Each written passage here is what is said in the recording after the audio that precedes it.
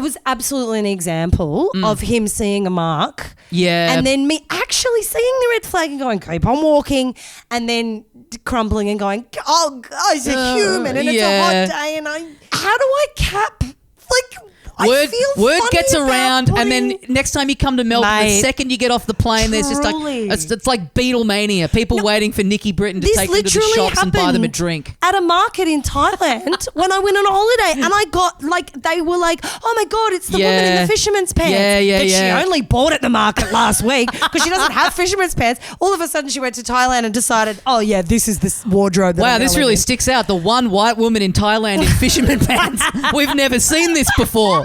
Wow.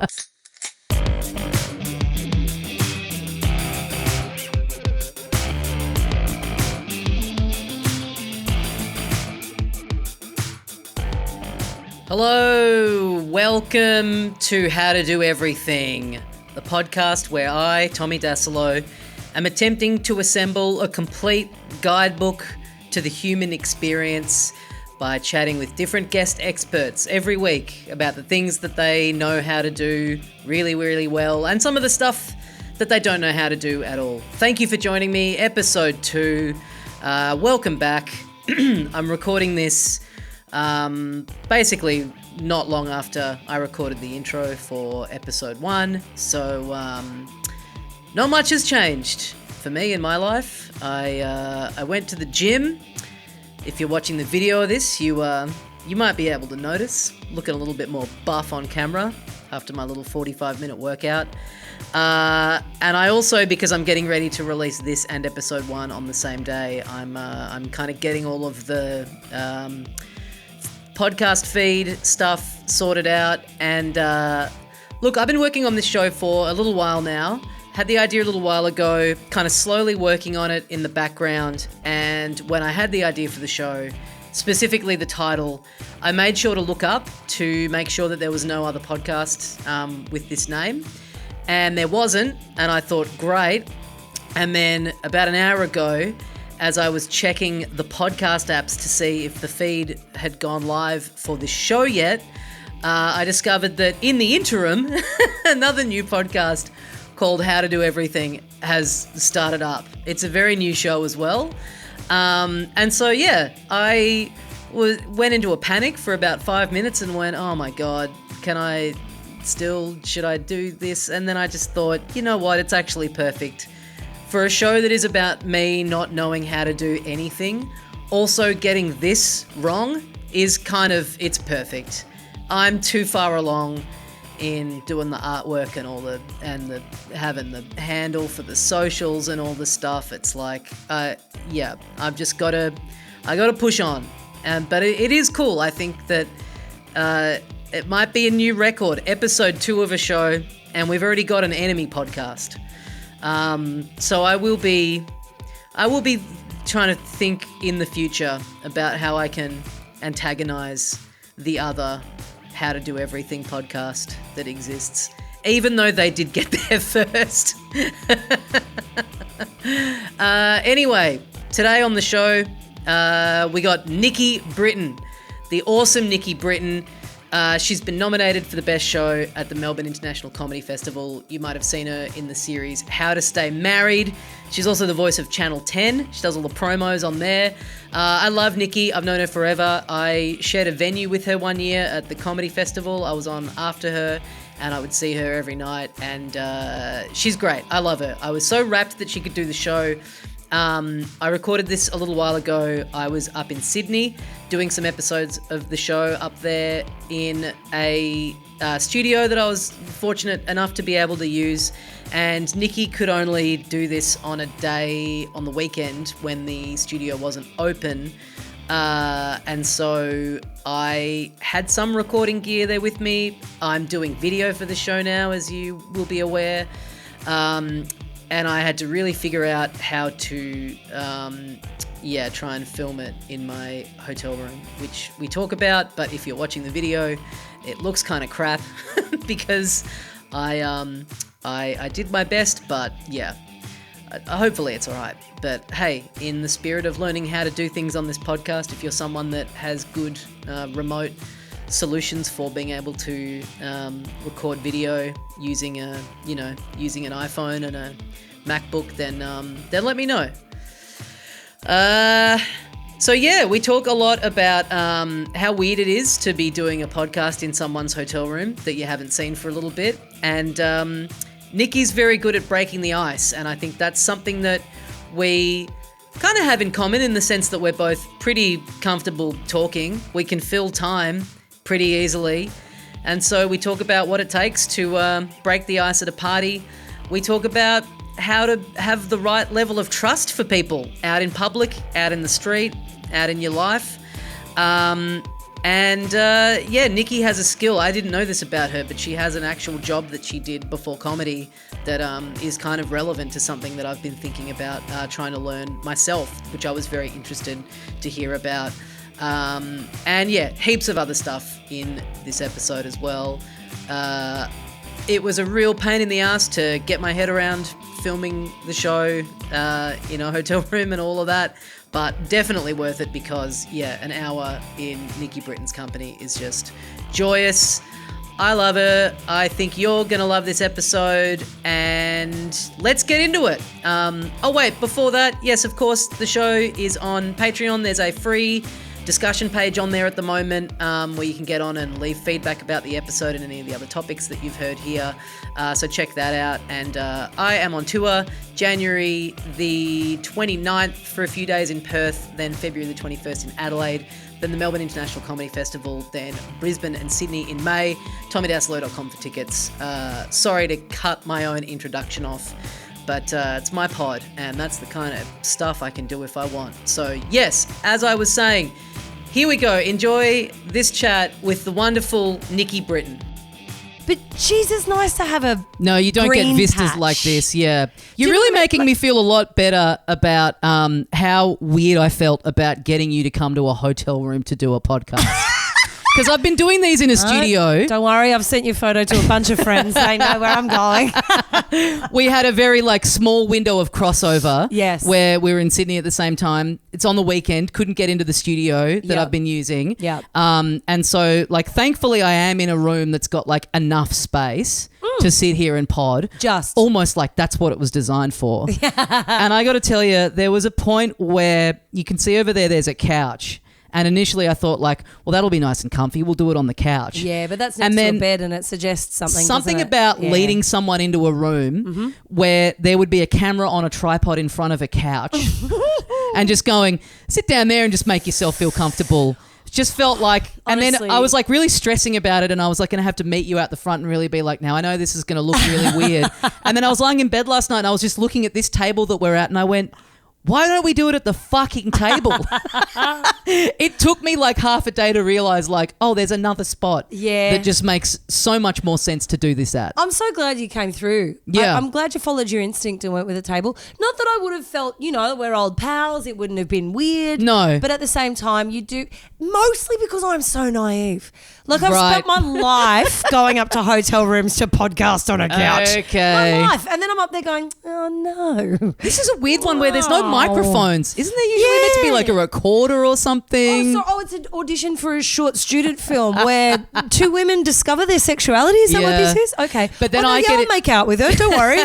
Yeah, record it on your phone. It's fine. But then I get into the thing where I'm is it weirder to meet you out the front and call it and go hey, I just got to say I'm sorry for how weird it is up there? Or is that weirder than just saying, you know what I mean? I'm am I making it weirder by flagging that it's weird? That's the thing that I never know. You didn't flag it downstairs though. No, but because we weren't on the couch. Now that we're at the table, I feel confident about this doesn't feel too odd. Yeah. The couch just having it set up, I felt we can't do the couch. But then obviously the worst thing would have been a room that doesn't have any of this stuff and we're having to sit on the bed.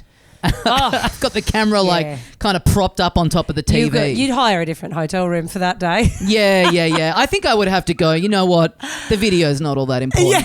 I mean, this is the great thing too. Like the amount of just like I had to go buy. I bought that tripod from one of those little knick-knack shops. Oh yeah, it just has like garden gnomes and just all that kind of shit. Bless those shops, truly. Yeah. They are the like I'm in another city. I need just like a random thing. Yeah. I know JB will have it, but I'm not near a JB Hi-Fi. But how do they know what I need every time as well? Right. Like how do those knick-knack $2 shops, variety store, whatever you want to call it?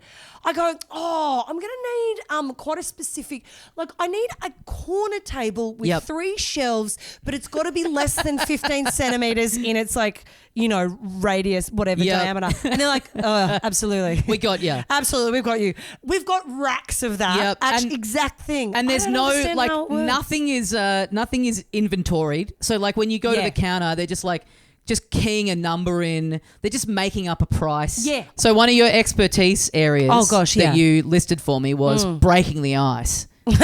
And you've just, we were just off to the races. You came in here, you're commenting on the view that's not even that great. Yeah. This is so easy. This is meant to be my show and I haven't had to lift a finger yet. It's been great. Doesn't mind a chat. Yeah. Doesn't mind a chat. Yeah. Oh yeah. Yeah, I think I can break ice. Mostly because I have no filter. My fear at the moment is, I was talking to someone on the show about this the other day, that obviously like being able to talk to people is such an important skill in the world. And I can do that. I'm not worried about that. No. But what I am worried about is the ratio of quality to quantity. Right. Like I can fill the space. That's not the issue. But it's like, am I saying anything that's got any shred of merit or substance or value whatsoever? I mean, none of us can be doing that 100% of the time, surely. Sure, yeah. But also, I do feel like for society to function, you need those who are just filling the space, just allowing other people to take their time, to consider their topics, to show up when they're ready. Yep. You need the specificity of a real professor, and then you need a real shit kicker in every conversation. For sure. You need that. The people who I get driven insane by the people who you meet. And obviously we talk for a job, so it comes a bit more naturally to us. That's fine. But the people that do not make a shred of effort to keep the ball in the air. Oh, God. My friend, and I guess this is okay to say, I'll leave some details out, but she was at a party once, like a kid's birthday party with this person who's a parent. Yeah. Sort of like friend of a friend. Yeah. But bit notorious for doesn't bring a lot. Got it. And so she was catching up during the week with a guy that knows him. And so she's thinking, oh, well, here we go. This is something. She's like, oh, I'm going to have dinner with such and such during the week. And he just stares at her and says nothing. And then she turns to this other person who's in the conversation and goes, did I say that out loud? This man is such a drip that he gaslit her into not knowing whether or not that had been an internal thought or an external thought. That is a remarkable skill to make someone doubt themselves on that level. Yeah, that's his quiet skill. What was it? What are we listing now? Say that out loud? The ability to gaslight with silence. Yeah. A drip is a very good word for it. Now, immediately, I go, oh, what are we working with here? Someone's got a diagnosis. Okay, what's happening? I immediately go, how can I help, fix, nurture, encourage, be a part? And the number of, metaphorical dicks I've had to suck because there is a drippy conversation.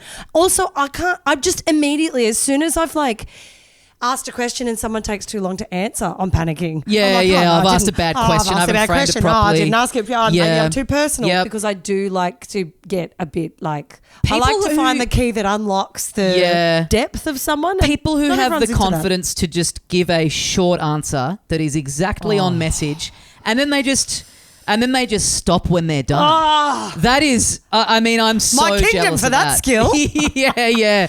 I will just keep going and going and going. And I had to see an ear, nose and throat doctor who diagnosed me with Reinke's edema, which is swelling of the vocal cords. And he was like, Nikki, you just have to stop talking. You got to chill it out. But what about every social situation I'm in? Yeah. The thing of just The people who are like not panicked by silence at all. God, I'm jealous of it.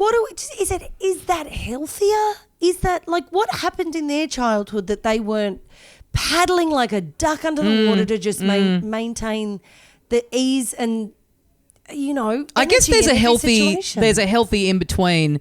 Do you have this with like with my close group of friends? And this is the thing that people in any group when they like come in, when they meet like maybe like a new partner's group of friends or whatever it is. Yep. I mean, God, we're notorious for sitting around and just telling the same stories again. Oh, pals, just on a loop. Yeah. So it's like this should be the batting cages where you practice conversation. Yes. But all you're doing is refining this one anecdote that doesn't even really translate to anyone outside the circle. Yeah. And so when you are in an experience where you're like meeting someone new who's like what they do is sort of outside your frame of reference, you're like, I mean, I've just got no preparation for this. Yeah. Yeah. Then we're all dancing, aren't we? We're fucking dancing on hot coals then. Yeah. But you're also, so you were telling me, like I sent you a little prepper for the show. Yeah. And your niece and nephew filled it out for you? Or did you ask them like... It's revolting to have to go, here are the things I'm really good at. I know. But that's okay. I will do it. I'll happily do it. Yep. But my niece and nephew were over and I was like, hey guys, what am I good at? Because the first question is, what would other people who know you say that is your I'm learning area? over time. I gotta reframe some. I need to make it a bit clearer that it is okay to like fill this out and be like we can talk. Well, but also we can talk more about the things that you like. Where you have your failings, where you have know nothing about what you want to learn about. That is the natural predisposition of a comedian right, to be like, right. yeah, but what fucking watch me belly flop this. Yeah. But my niece and nephew, I was like, well, guys, you know me. What would you say? And it was the sweetest thing. It was the sweetest thing that my nephew said to say, which I can't remember how it's put, but it was like, I think that your not being rude skill is not being rude, being nice. Yeah. See, you're dunking on the survey, but it gave you that beautiful moment. I just headbutted myself. Yeah, there's a lot of angles in this room. There's a lot of angles, but also perfect, Stuff isn't it? jutting out. That was literally my either subconscious or, karma that was like, gave yourself a compliment, did you? Fucking smash your head into the wall, you dickhead. Yeah. And that's, that feels right. But so would you say you mentioned just before like naivety, would you say you're a trusting person? Yeah. Would you say I'm too trusting? Yeah, definitely. Okay. Yeah. Definitely, mate. Here I am in a fucking hotel room. Yeah, but I'm not a stranger. No, you're not. No, definitely. But I don't hate that about myself because I've got look, I have definitely, I see red flags, I just ignore them. I'm a bit the same, yeah. But I don't realise that I'm seeing the red flag because I almost immediately have an ability to go, oh, what are we working with here? Is someone okay? Do you have a diagnosis? How should I make sure that you're more comfortable in this situation that I'm like absolutely like dying to like just find some sense of safety in? I will make sure the other person's comfortable first. So I do see the red flag. I just override that very quickly. But now I'm learning that on the other side of saying yes too many times usually lies a wonderful story and a great deal of excitement. I get you. But I'm getting better now at knowing which red flags are worth clocking. Yes. And when to say no. Yes. Okay. Which is good. So there is a sense of naivety that has honestly got me.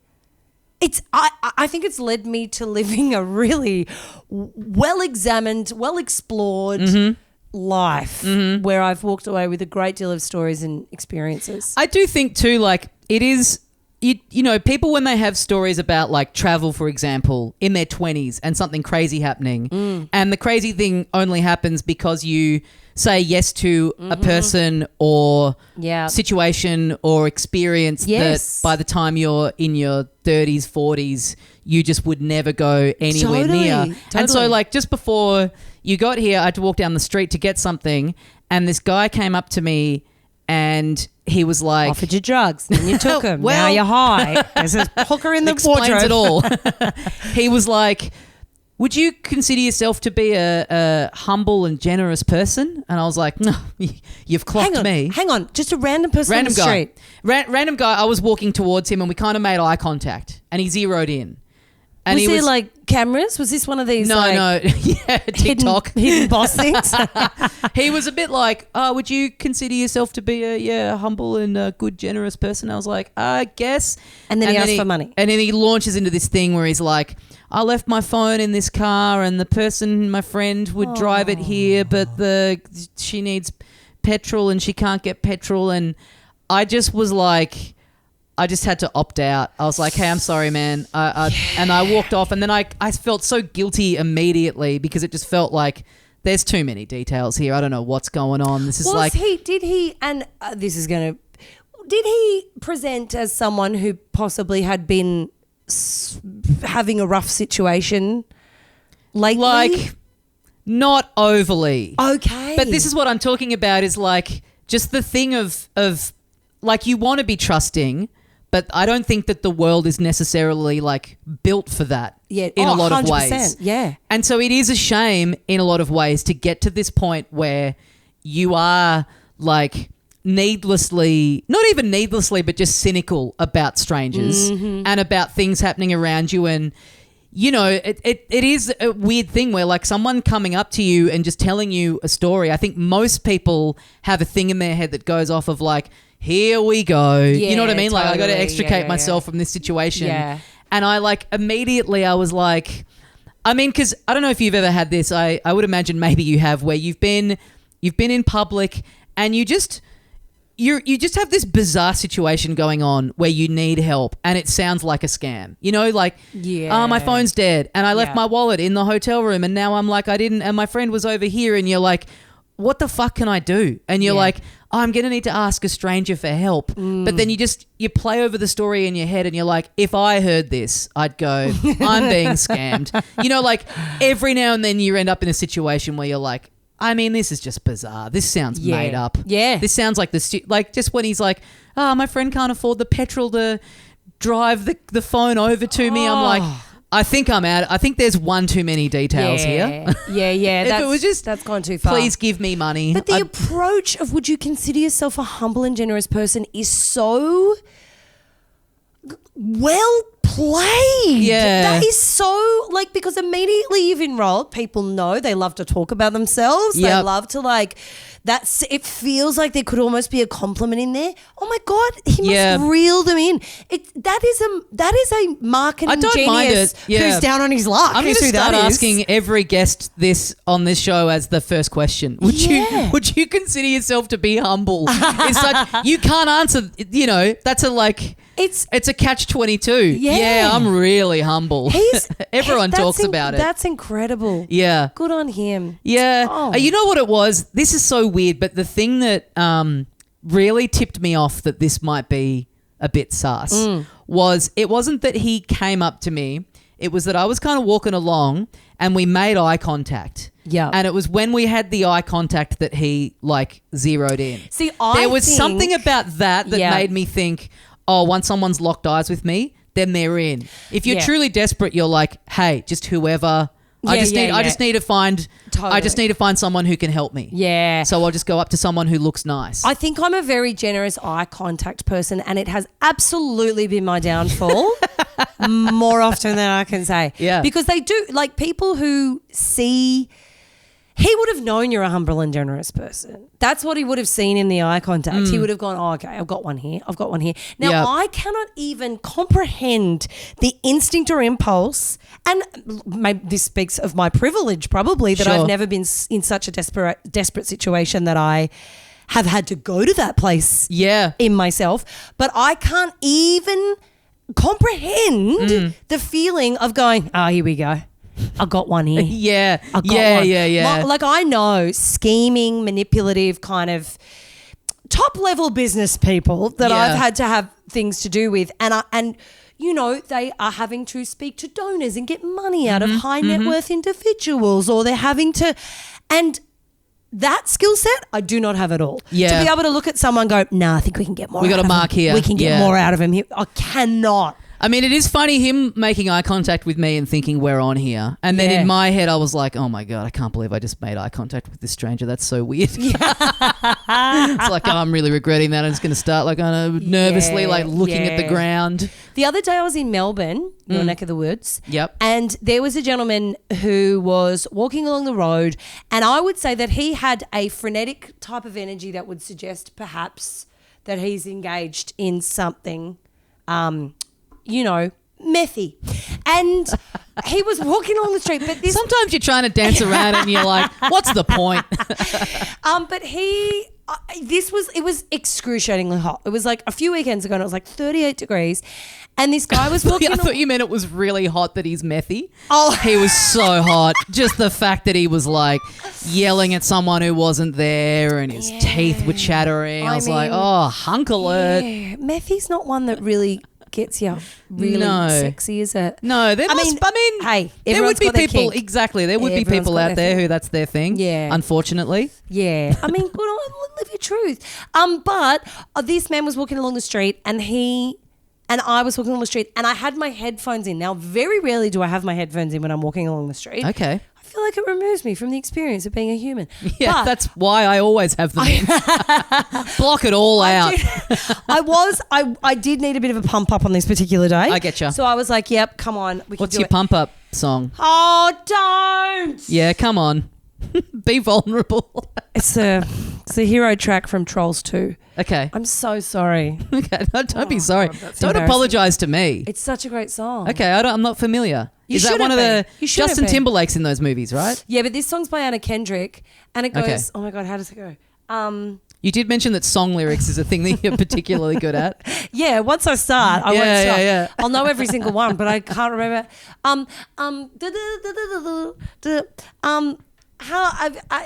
This is terrible. How did you stumble across the troll? Is this through your niece and nephew, like looking after them? No, in fact, it was through my friend who found it through her kids and was like, mate, pump this one up. This will fucking give you everything you need.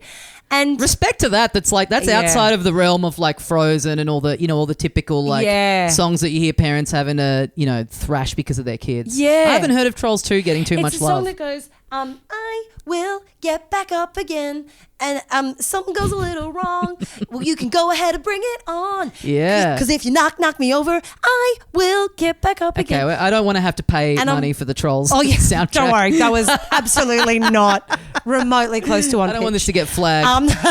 But it is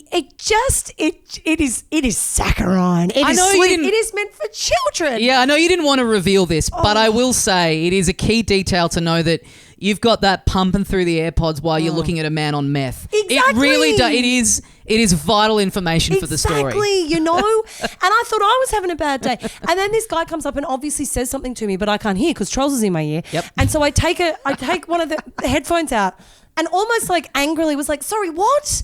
And I didn't mean to be, but it was hot and I was on my way somewhere. Mm-hmm. And he was like, oh, I just wondered if like maybe you had some money for a cold drink. Mm. And I was like, sorry, I've got no change, which was the absolute truth. I'm sorry, I've got no change. Hey, it's got to be tough out there if you're looking for cash. Yeah. In today's society, I mean, it's got to be tough. Yeah. Because it used to be the thing that people would say, even though they're carrying around a wallet. That's the way people pay for things. Totally. But now it's like true for literally everyone. I mean, anyone who's sleeping rough needs really a tap and go square. And you do see that from time to time. Yeah, incredible stuff. Good on them. So you're like, I will give you $1.29 to buy the song Hero from the Trolls 2 soundtrack. And that's all. This is going to change your life, brother. Come on.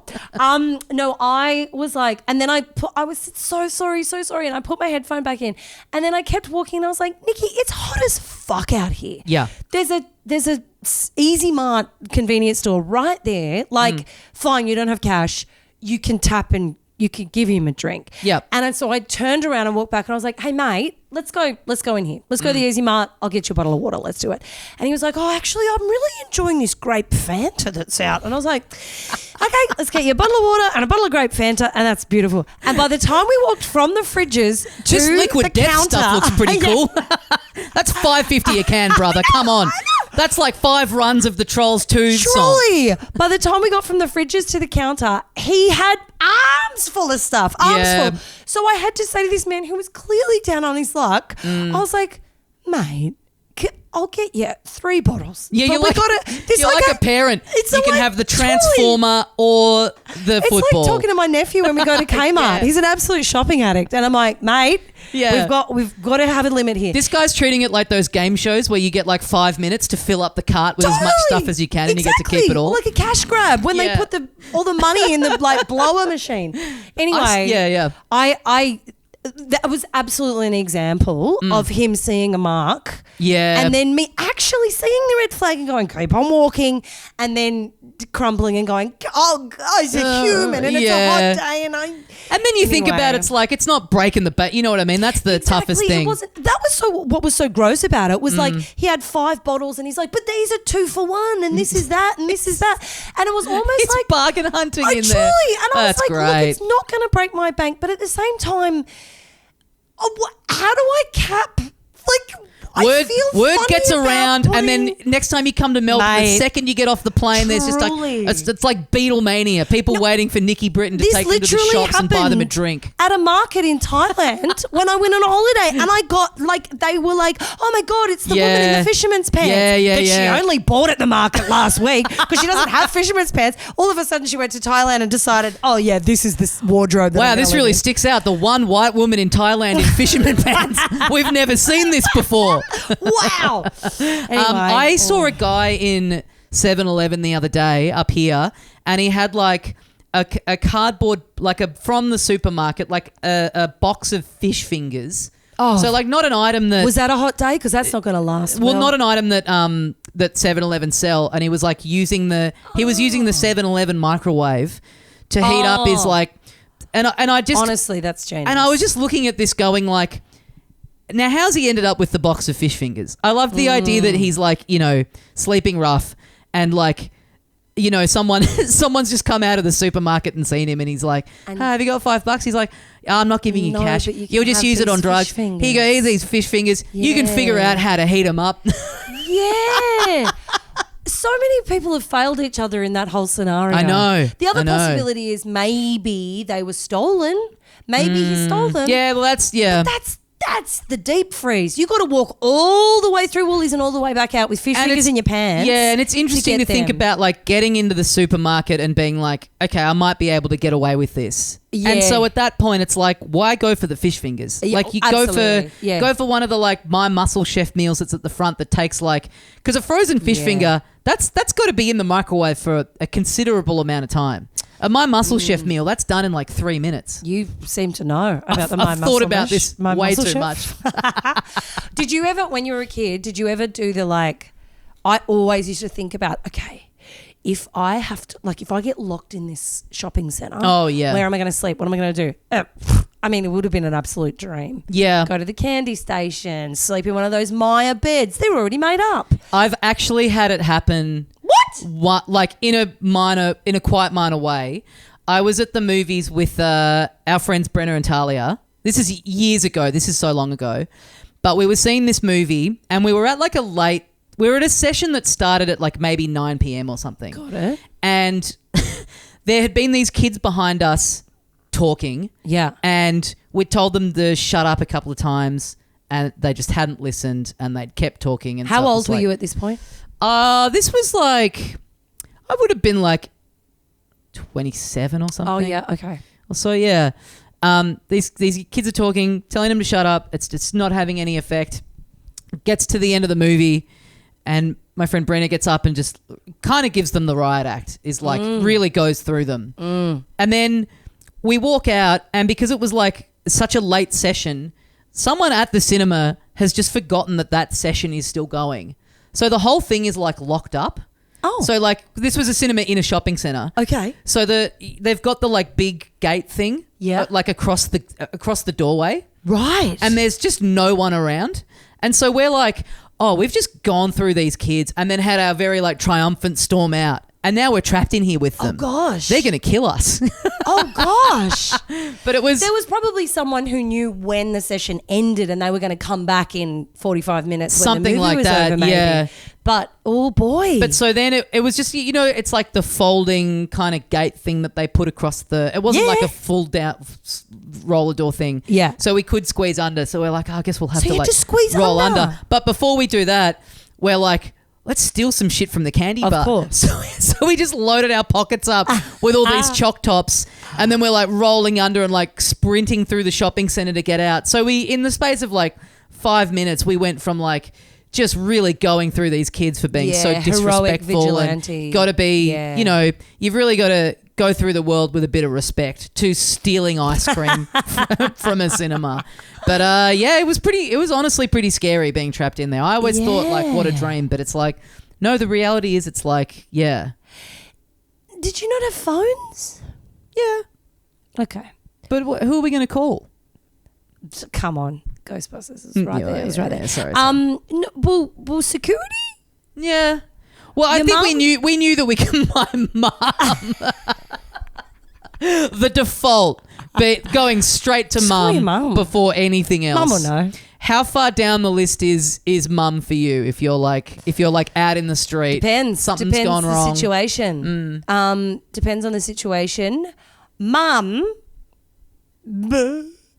more often than not, will add complication, drama, and problem to an existing problem. And if your parents are anything like mine, for the rest of your life, you never hear the end of it. Gets brought up at every gathering. Yes, that is true. That is true. Yeah. The last time I called mum, massive mistake. I was walking my dog in this park and the sun had gone down. He wriggled out of a no escape harness. He was swimming in a lake. There were no lights. I called mum. She drove drunk down to try and save me, and then just I can't even tell you how many complications. Get her out her publicly for drunk driving. Oh my God. Throw her under the bus. It just got worse and worse and worse. Anyway, there was like they'd seen bull sharks in this body of water, and it was like, oh my God, I couldn't see him anymore, and I thought he was gonna die. And anyway, he was fine. He was fine. He was fine. She was mostly fine. Yeah. Well, she still got the scars. Yeah, she survived. So this ties into... And now this story. This story that I'll never live down. This ties into an area of expertise that you've considered has been there for most of your life. Oh. And again, I don't know what's real anymore.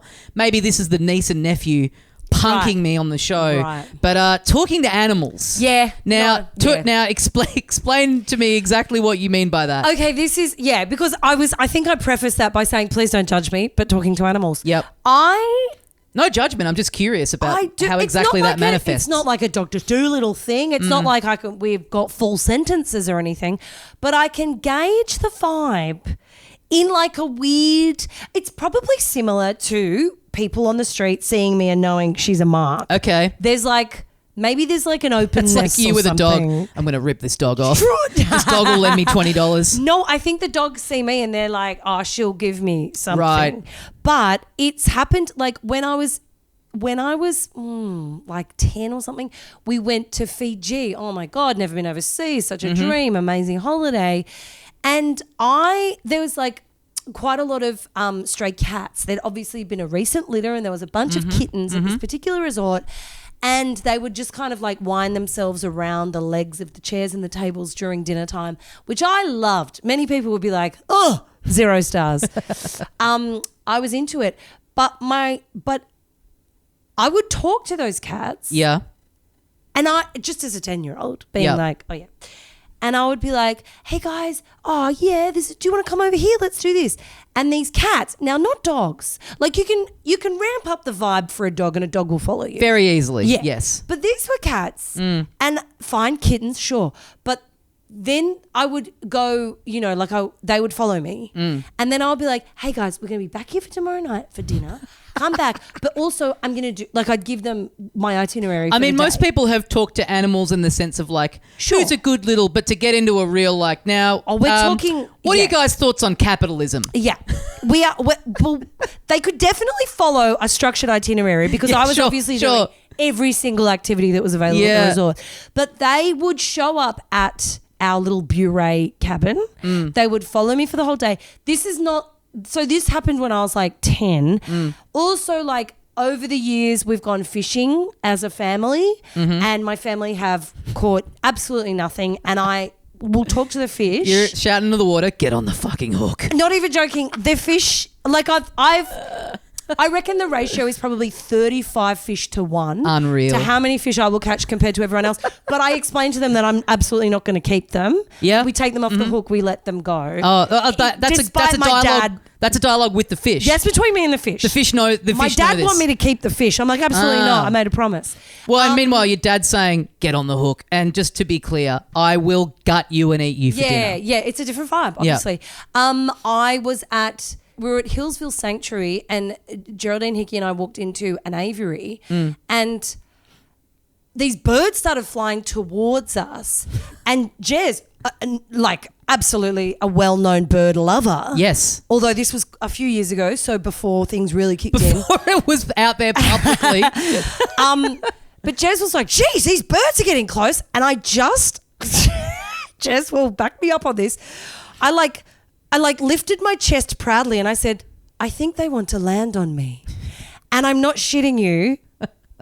Birds landed on my chest. I was picturing it more like Neo stopping all the bullets in the Matrix. You know, he just holds his, right. That's you. The birds are like coming at you and you're like, stop, my feathered friends. No, they landed on my beating heart within my chest. Right. Yeah, so that was another one. Well, Jez has her bird calendars now, and I imagine that situation now, they'd be like swarming her going, we want it cut. Yeah, we got to get 20% of this operation. Yeah, totally. That's what the conversation would be with Jess. That wasn't my conversation with the birds, but yeah. There is, I mean, over my life with dogs especially, we had a dog growing up, and like many people, with our childhood dog Thorn, you couldn't beautiful white Labrador. Oh, you get to a point, you say walk, she gets too fired up. And so then my dad would start saying WALK. Of course. But then she learnt that. And he did the same thing for dinner. And I was like, this rules. The dog is learning to spell through us. Yeah. The amount of leeway that, like our dog Cupie, you say a thing to him and he kind of looks at you in the right way, and we're like both crying going, he's a genius. He knows what we're saying. He listens to us, and he's an empath. Like, he knows when we've had a bad day, and like Lauren will be sick and I'll have to go out, and I'll be sitting down with him and I'll give him a little talking to, and I'm like, now listen, Mr. Man. That's his nickname. Listen, Mr. Man. Listen, Mr. Baby Man. Oh, Mummy's not feeling very well, and I've got to go out and do a gig, so you're the man of the house for the evening. Oh, wow. And I really need you to look after her. She really needs a lot of affection. She needs a lot of love and caring for, and so I need you to be a good little doctor, Mr. Baby Man for me.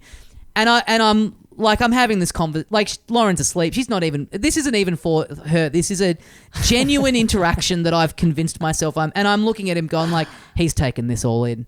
And then I come back and I'm like, oh, how was the dog? And she's like, oh, he was so sweet. He really... so she reports that it worked. He cuddled up alongside me. I'm like, he heard everything I had to say. They make you insane. True. They truly turn 100%. You insane. 100%. They convince a mother to drive drunk to help out with them. They make you... I already thought I was like pretty weird and on the edge of sanity, but the dog has made me realise how much further I had to go. Yeah. Oh my God, they're the best. I thought I was on the ground floor of the building, but it's like, there's like 8 basements. Yeah. This lift just keeps going and going and going. Totally. And so I've got my beautiful dog, but this is, and throughout my lifetime, different family pets and stuff. Yep. But this is also across species, and it's across like meeting the animal for the first time and then having had a long relationship. Yeah, look, it sounds pretty crackers. There is something that you notice about yourself or about the world where you can imagine your life taking a turn where then you saying that to someone, if you were a different type of person, the person hearing that would be like, yeah, we can't spend too much more time. You know what I mean? It's like that is a person yelling in the street that's totally. I can talk to the birds. It's like, cool, man. Yeah, this is why I Anyway, I got to go. I turn around, get my mate a grape Fanta. Fish fingers to steal. Yeah, exactly. This is a slippery slope for me. So also, this is something that, in fact, of anything that's come up on the show so far. Oh, no. You've actually got a bunch on here that I think are things that I legitimately do need to learn. Really? Massaging. What? Oh, yeah. Massaging is something that you've known how to do for do you know this is considerable amount of time. This is weird. This is interesting because I feel like, sometimes you do have an inherent skill or something you got to, and then if you look back over time, you realize, a bunch of people told me that I was good at that thing. Yep. And then I believed it and then I pursued it, and the Pygmalion effect is in play here. Yeah. Because in kindergarten, my teacher, Mrs. Spencer, this would definitely be a write-upable offence. Because I do have to say, putting what's something that you've known how to do and been skilled at since you were a kid and saying massages did make me think, oh, should we get into this? This sounds dicey. I get it. But Mrs. Spencer, this is where this started because she... you would you'd sit at your desk, you'd do your lessons, etc. And then she'd say, okay, everyone come over here, sit on the floor. We're going to do story time. And she manipulated our sweet little kindergarten minds, good on her, to saying, now, who's feeling very lucky? And who's going to be and then she'd kick off her little hush puppy shoes and go, who's going to massage my feet? The feet? While I read this story. And of course everyone was like, me, please. Oh my Mrs. God. Spencer, please. And so our clammy little kindergarten hands, she loved it. I mean, this was like, obviously you could get like 3 kids per foot, truly. Yeah. And we're just there with our little knuckles pummeling away, giving her a little massage as she read The Very Hungry Caterpillar or whatever it was. And a few times she said, oh, Nikki, oh, that's very good. And look, nothing sexual about it. Fair play to her. She was just a woman who understood self-care. It doesn't even need to be anything sexual about it. It's still just fucking weird.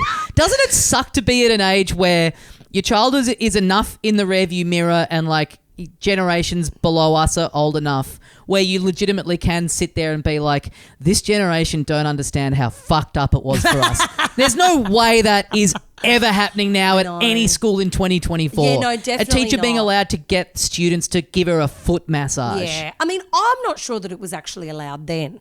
It was sort of but more of a blind eye able to be turned. You're very lucky, keep a secret. Yeah. But it was I never felt threatened. It was absolutely fine. But she did, I remember getting into her arches and her being like, ooh, that's lovely. And so you were like, I've got the gift. I've got the gift. Yeah. Then my nana, my beautiful nana, she'd go, oh, why don't you come over here with those strong hands and give me a good shoulder rub? And then, again, absolutely nothing bad. But I used to give her a massage and she was like, this is the best you are really, really good at this. Because I've been thinking. And then I went to massage school and I got a full diploma. And I was a massage therapist for a while. Yeah. Really? I didn't know that. And I still reckon I give a fucking good massage. I do give a fucking good massage, except then, bum, bum, bum, enter men being the problem. Yeah, okay. I was getting, this is in inverted commas, mentored by a voiceover guy who had a studio at his house. Yeah. And I was like, I'd done a course with him and I was like, it's just that I'd love to get into voiceover. It seems like it would be such a great thing. And he's like, well, why don't you come over to my studio in my house I'll lock the door in my soundproof booth. Can't judge too much because that's not a million miles away from come up to my hotel room. Exactly what I'm doing right now. But yes. See, I should have learned the lesson. Those are in glass hotel rooms. But I was like, but I simply couldn't pay you. I don't have the money. And he'd say, what other skills do you have? And I said, well, it turns out I'm a massage therapist. Oh, God. And so I would bring my portable massage bed to his soundproof studio while his wife and children were in the house, and I would give him a massage. Maybe I gave him 3 or 4 before it became actively erotic. Okay. There was probably suggestions earlier, but as I've said, I will see a red flag and just I will say that I'm the problem. Sounds like a disgusting man. A disgusting man who's now in prison, which is the great news. Well, there you go. Also, I'm fine. Yeah. I'm fine. But not finding a way to get the wife and child out of there. That's a hell of a move. It's a hell of a move. That's really confident. But also, I've got to say, what an absolute fucking monster, like an absolute predator. And I bet the massage, the genuine therapeutic benefit of the massage was so good for 3 to 4 of those massages that he didn't even roll over with a boner until the 5th. So, yeah, I'm a pretty good massage therapist. There must have been a part of him that's like, this is undeniably one of the great massages, and it seems quite gauche to turn it pornographic at this point. Totally. A real disrespect to the craft that's going on. Even a person who, I wonder if there are any people that chase the happy ending that are just like, no, you know what? This is an actual real artisan. This isn't just someone who just is like giving a whatever, a completely substandard massage because it is all about the sex work at the end of it. Yeah. I just need to encourage. This person doesn't need to be doing the final step of it. I need to encourage them more in what they're actually really skilled at. In fact, at this point, ejaculating would create too much tension in the body. I'm so relaxed. When you were turning up, like initially. Were you, because again, this goes back to the very like trusting thing. I imagine there was a part of you thinking that hasn't brought anything up for anyone. I'm absolutely fine, and I hope that you are too. But I bet there was a part of you initially that thought like, this is like medieval times, you know, we're just bartering with goods and services, you know. This is like, we're really taking it back to the like old school of the way thing. I've got a chicken, here's some eggs in exchange for you, tending my crops for me. Cut to 100%. I've put my dick in the egg. There was often, like during massages, you go to massage school, you understand men may get boners. Yeah. You put a couple of extra towels over the crotch, you move on to the shoulders. It's not a big deal. When he was grabbing my ass during the massage, I had convinced myself, this is the level of naivety, that because sometimes when you massage the tendons in the forearm, it will make your hand move because you literally, like, you could do it to yourself. You lie your forearm down. I'm doing it now. Okay. You lie your forearm down, and if you press the tendons in the right way, it does move your hand up and down. Yep. Because it's just a pulley system. It's just like a lever. Sure.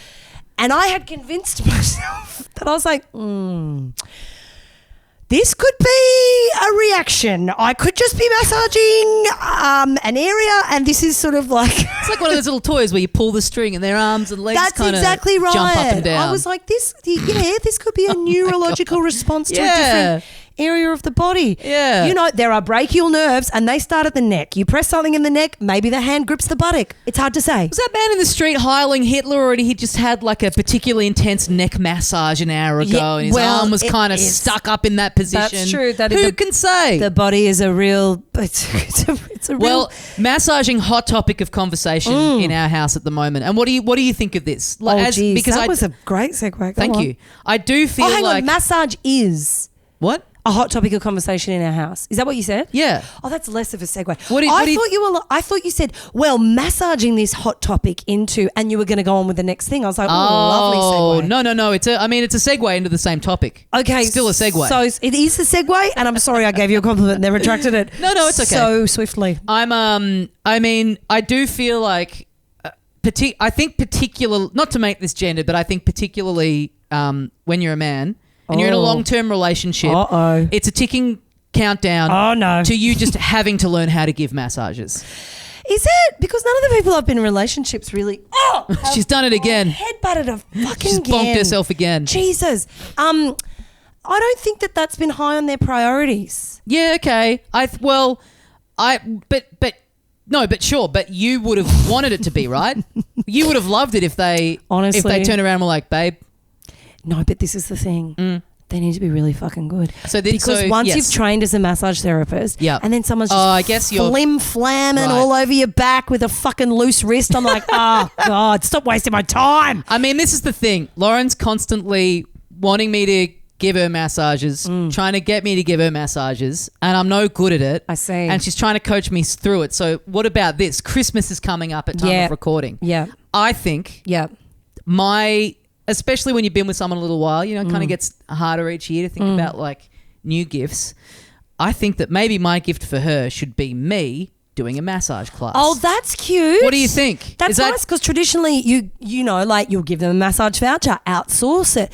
But that is really lovely and a skill that you could develop. Yeah, because we have currently in our house she bought a massage gun a while ago. Then in the Black Friday sales, she got one of those the like neck ones that like kind of like loop. They're like kind of a scarf. Yeah. That you sort of like you kind of brace your arms into. So it's like you're in a Gundam and then it's like doing all the shit. And then she had it for like a day and she was like, this is the good shit. And the sales were still on and she's like, you know what? We need to hop back on Amazon. We need to get another one of these for my sister for Christmas. And you know what? Let's get one of these for your mum for Christmas. So now there are 3 of these cunts in our house. Yeah. 2 of them, I hope your mum and your sister don't listen to this before Christmas. Well, I'm going to put this out in the new year. Oh, I was going to say. So now we've got these like 2 just big boxes of just like, and they take up so much room because they're like laid out flat in the box. People are coming around. We look insane. We've just got so much massage gear in the house at the moment. Do you feel emasculated by all that massage gear as well? Is this why you're going for a massage course? No, I do. It's starting to get to the thing of like she's clearly really into the idea of me giving her a massage. She'll ask me to give her one, and I'm doing it all wrong, and she's like caning me over it, and I'm like, at a certain point, it's like just it's kind of like going, but you clean the dishes better than I do. I just don't, you know what I mean? It's like getting out of something that someone clearly is like into you doing. Just going like, I'm no good at giving massages. It's like, what if I learned? She'd really like that. Yeah, that's exactly what they call that. Weaponized incompetence. Yeah, right. So like if I learned to do this nice thing, that'd be like that I could give her a nice massage. And that'd be really nice. That's nice. That is nice. You should do that. Because I really thought the first time I said like never been a thing I'm good at, maybe that'd be the end of it. But she's kind of trying to coach me through it. She's like, so you don't rub right on the bone. I'm like, I don't know. Yeah, you certainly don't rub right on the bone. I'm so glad that you've said that you are going to go and get a massage course because when you started saying, hey, this is what I might get, Lauren. Where'd you think I was going? You're a good massage. If I lie down here and you give me a massage, and at that point, I would have been like, convey it. Hang on. I'm in the hotel room. Yeah. No, it's because I was thinking about my fiance. That's why that happened. Yeah, right. Yeah, nothing sus here in the room. Yeah. It's actually beautiful when you think about it because it shows how much I care about my fiance that I was thinking about going home and giving this massage to her. Yeah, right. That's why that's going on down there. That's why that's happened. That would have been an undeniable one. I would have been like, okay, hang on, no. Yeah.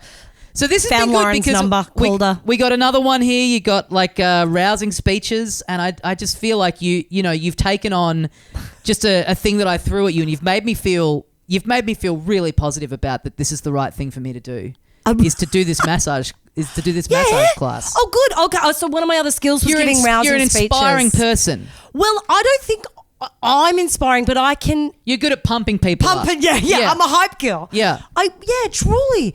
Good. Well, you should. Because you and I guess we first met when we shared a venue at the comedy festival, and I was on after you every night. Yeah. And I would see the end of your show, and I would see people coming out and how like the way that what you had done at the end of the show, where you had really pumped people up, and you would see people walk out. I'll give them all the massage, really one by one. Yeah, that explains a lot. I didn't know that's. I just thought people were like, really into the show for the cost of a ticket. But it's interesting standing outside someone's room every night and watching their audience leave, and I would see this like glow on people's faces every night.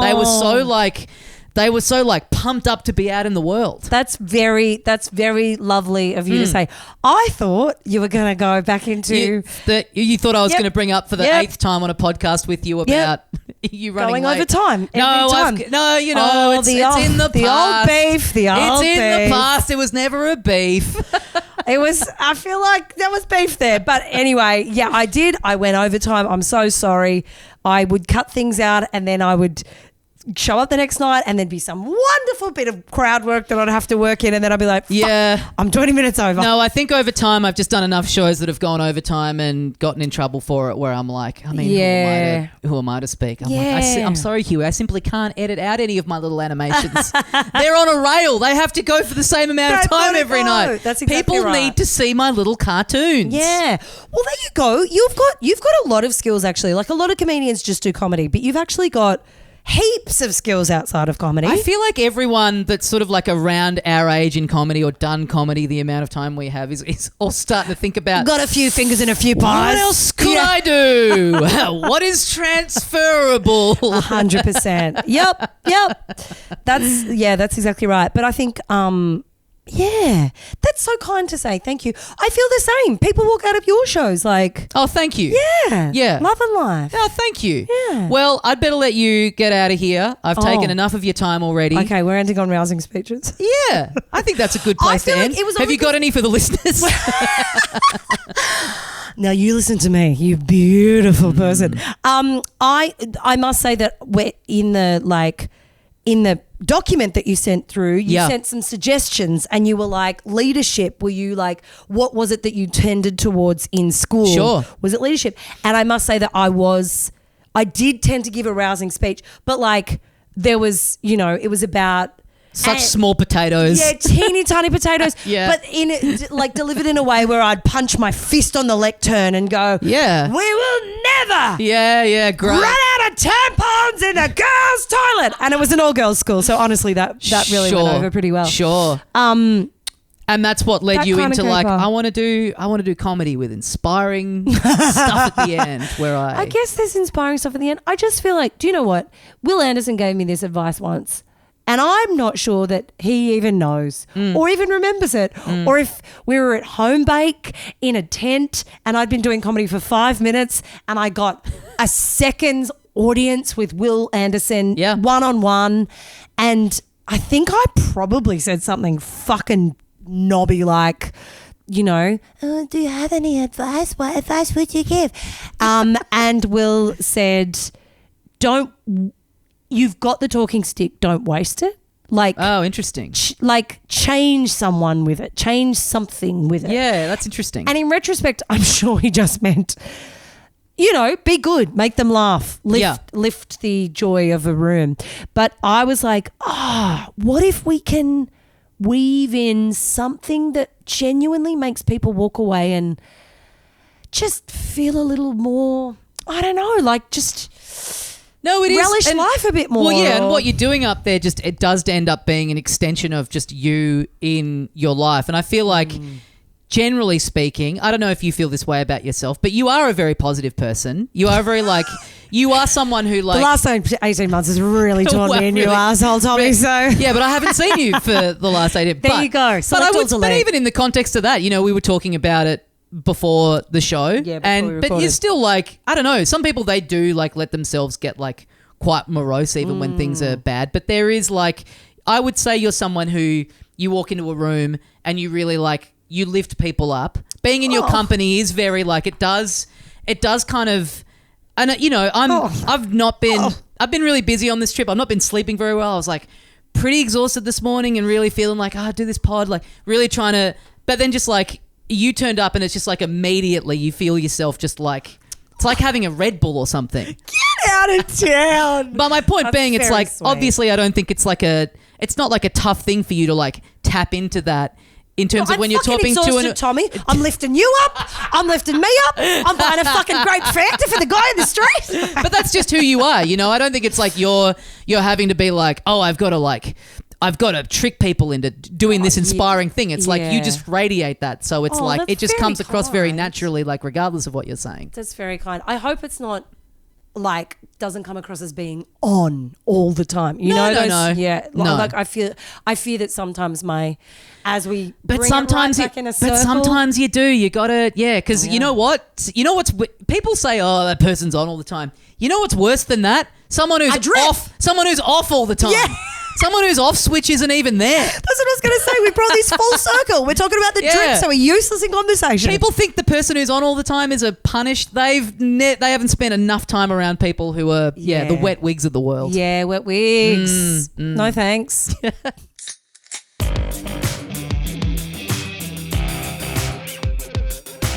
There you go, folks. As I said, definitely worth having a minor coronary trying to set up the rigmarole of the recording equipment in a hotel room in Sydney. Great chat.